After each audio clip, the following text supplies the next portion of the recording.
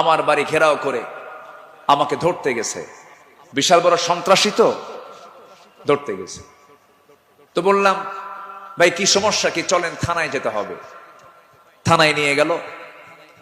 ওসির সামনে বসে আছি, দেখি ওসির চোখের ভিতরে পানি টলমল করছে, অশ্রুপূর্ণ চোখ। তো বললাম, আপনি কান্দেন কেন? হুজুর, আমি আপনার খুব ভক্ত। তো ভক্ত তো ধরছেন কেন? বলে যে, কি করব হুজুর, চাকরি বাঁচান তো ফরজ, সন্তানাদি আছে, কি করব, উপর থেকে খুব চাপ। হুজুর, আপনি আমাকে মাফ করে দিয়েন। কি করবেন, চাকরি বাঁচান তো ফরজ। আমি বললাম, চাকরি বাঁচান ফরজ, ইমান বাঁচান নফল। মামলা একখান দিয়া চালান দিয়ে দিল, কোর্টে না মঞ্জুর করলো, কোনো মঞ্জুর হবে না। সেখান থেকে নিয়ে চলে গেল জেলখানায়।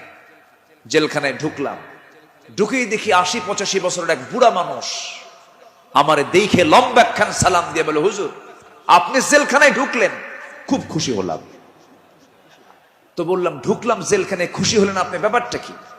বলে, হুজুর দূর থেকে ওয়াজ শুনি, দূর থেকে আলোচনা শুনি, কাছে যেতে পারি না, মুসাফা করতে পারি না, একটু মনের কথাগুলো বলবো তাও পারি না। কত সুন্দর আপনি আমার কাছে ধরা দিলেন, দোয়া করে জেলখানায় থাকে। তো আমি এখন উল্টা মুরব্বীকে বললাম, চাচা আপনি জেলখানায় কেন এই বুড়া বয়সে, নাতিপুতি থুইয়া? তো বলতেছে,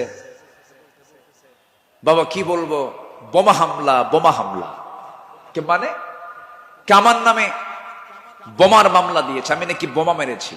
বাবা বলো তো, এই ৮০ বছরের বুড়ার হাতে যদি বোমা তুলে দেওয়া হয়, সেই বোমা লক্ষ্যে যাবে না নিজের মাথায় পড়বে?